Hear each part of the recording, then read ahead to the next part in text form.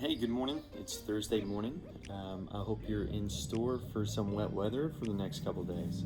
We're going to get started right back into where we left off yesterday. We're in Psalm chapter 18, and it's a pretty long psalm, but it is full of praise and worship.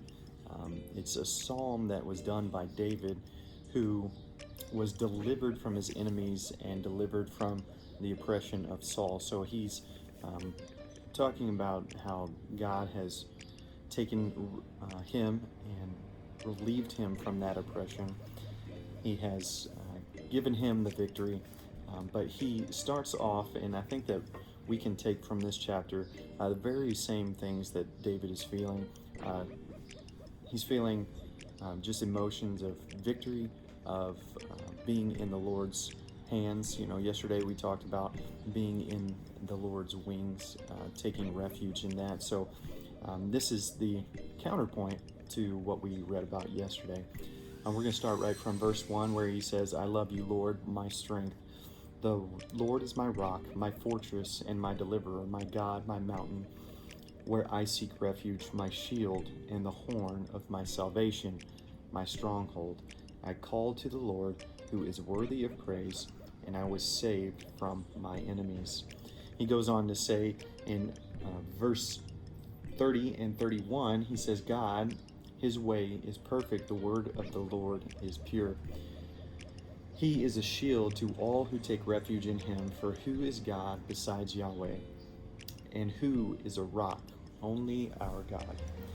No, he uses this illusion quite often as God is our fortress, God as our rock. And the biggest thing that he always wanted to find was security in God. And I think that's one of our greatest struggles as well in life, is that we want that security. We want that reassurance that things are going to be okay.